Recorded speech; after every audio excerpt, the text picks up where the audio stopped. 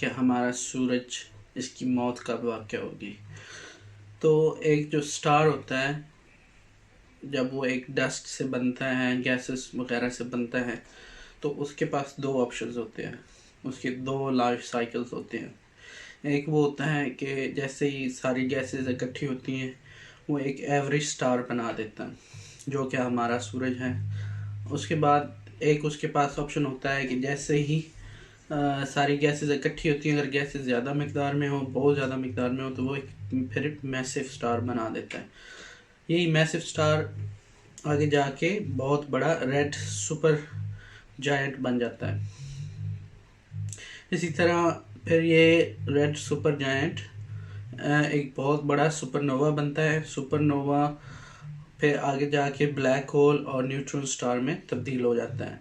Black hole जो होते हैं ये एक ऐसा फिनोमेना होता है स्पेस में कि इसमें से लाइट तक जो होती है वो खा जाता है। ये आपने नहरों वगैरह में, दरियाओं में या आंधी तूफान में जो चलते हैं तूफान, उनमें आपने देखा होगा कि स्विरल अराउंड जो होती है चलता है एक प्रोसेस सा। तो ये वही होता है कि एक पॉइंट के गिर्द हर चीज़ घूमने लग पड़ती है।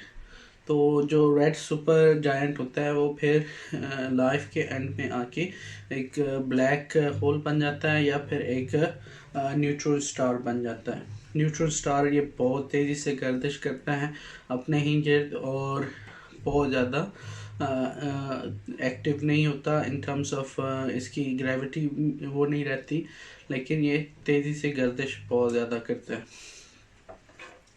तो वापस आते हैं अपने सूरज की तरफ। जो दूसरा इसका लाइफ साइकिल होता है एक स्टार का, तो जो हमारा सूरज है अभी ये एक यंग स्टार है, इसके 4.5 बिलियन या 6 बिलियंस हो गए हैं। और एक जो स्टार का होता है लाइफ साइकिल होता है वो अराउंड होता है, एवरेज जो स्टार होता है उसका 10 बिलियन ईयर्स होता है। तो जो अब हम कह सकते हैं कि हमारा जो सूरज है ये अब एक तरह से अपनी जवानी में है। तो ये अभी अपने जोबन पे हैं, लेकिन ये slowly in next 4 to 5 billion years में ये अपना एक रेड जायंट में तब्दील हो जाएगा। जब ये रेड जायंट में तब्दील होगा तो ये एक बहुत बड़ा स्टार हो जाएगा। इसका जो हुजम है वो बहुत ज़्यादा फैल जाएगा, अप टू 1000 टाइम। तो अभी आप इमेजिन कर लो कि अभी ये 1000 एक किस्म के 1000 और सूरज इसमें ऐड कर दो जो अभी हमारा है सूरज उसके हुजम में, तो ये हो जाएगा। फिर जब ये होगा तो ये जो सिस्टम हमारा चल रहा है ज़मीन का, मार्स का, मरकरी, जो भी प्लानिटरी सिस्टम है ये ख़त्म हो जाएगा, क्योंकि सूरज ही इतना बड़ा होगा और हर चीज़ को ये अपनी तरफ खींच लेगा। कोई चीज़ यानी कि इसके जो भी आएगी करीब वो इसी में जाके स्मैश हो जाएगी। तो ये होगा। और फिर ये रेड जायंट जो होता है, रेड जायंट ये इतना हॉट नहीं होता, लेकिन ये इसी तरह ही होता है कि जिस तरह हमारे यहाँ डिम लाइट होती है। ठीक है, तो जो डिम लाइट होती है उसकी रोशनी भी कम होती है और उसकी जो होती है तवानाई, हीट भी कम ही होती है। लेकिन बाज़ात जो बड़े बल्ब, अभी आप सूरज ले लो, बड़ा बल्ब जब डिम भी होता है तो उसकी जो होती है जो हुजम होता है और जो लाइट होती है वो काफ़ी स्ट्रॉन्ग तो नहीं होती, लेकिन वो काफ़ी हुजम में फैली हुई होती है। तो वो भी इनफ होती है कि पूरे स्टार सिस्टम को इसको डिस्टर्ब करने में, इवन ख़त्म करने में भी वही होती है। फिर यही रेड जायंट जो है जो आगे जाके प्लैनेटरी नेब्यूला बन जाता है। इसमें क्या होता है कि सारी जो होती है उसकी एनर्जी ख़त्म हो जाती है, रिमेनिंग यानी कि एक किस्म की लाइट जो होती है वो बिल्कुल बंद हो जाती है। लेकिन वो जो लाइट होती है, बल्ब जो होता है, वो फिर भी क्योंकि उधर प्रेजेंट होता है, तो उसमें जो बाकी के होते हैं, अगर जब एक दिन ये सूरज बन जाएगा रेड जायंट, तो जो प्लैनेट्स वगैरह ये अपनी तरफ इसमें काफ़ी सारी चीज़ें होंगी, काफ़ी अदर गैसेस होंगी, काफ़ी रॉक्स होंगी, काफ़ी पहाड़, जिस तरह आप कर लो, ये सारा मटेरियल इसका उधर प्रेजेंट रहेगा। फिर ये एक वाइट डॉर्फ बन जाता है।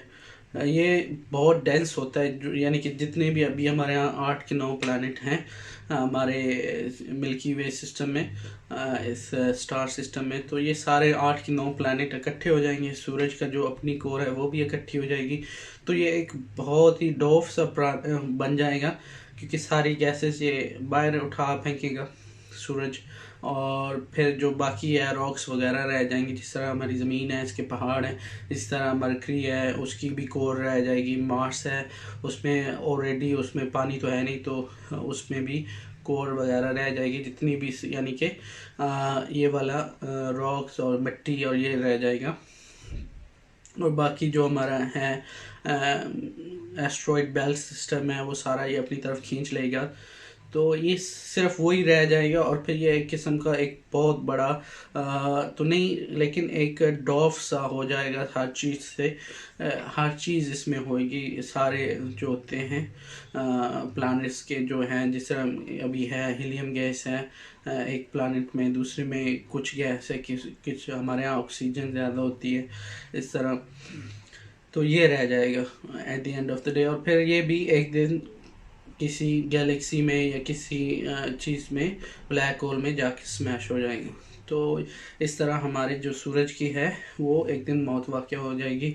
तो ये प्रोसेस जो हम अभी जो प्रोसेस है इसको लगेंगे तकरीबन 5 बिलियन ईयर्स, तो हमें तो उसकी परवाह करने की ज़रूरत नहीं है, क्योंकि तब तक तो शायद सब कुछ ख़त्म हो चुका होगा। लेकिन एक जो साइंटिस्ट हैं उनकी जो एक थिंकिंग है उसके मुताबिक ये तकरीबन 5 बिलियन ईयर्स में हमारा सूरज जो है वो ख़त्म हो जाएगा और एक रेड जायंट बन जाएगा। और फिर रेड जायंट को भी 2 से 3 बिलियन लगते हैं years to turn into planetary nebula, और फिर another 1 or 2 billion years to turn into white dwarf. तो ये लाइफ साइकिल होता है स्टार्स का। तो बस जिस तरह इंसान का एक लाइफ साइकिल होता है कि वो बेबी से जवान होता है, जवान से फिर बेबी हो जाता है, तो बिल्कुल स्टार्स का भी यही सिस्टम है। ये गैसेस से मिलके बनते हैं, फिर वो जब कोर में काफ़ी गैसेस होती हैं फिर वो अपनी जौबन पे आ जाते हैं, और फिर ऐसा ऐसा जैसे ही वो बर्नट आउट हो जाती हैं गैसेस, वो अपना वापस जाना शुरू हो जाते हैं जैसे वो पहले कभी बने ही नहीं थे।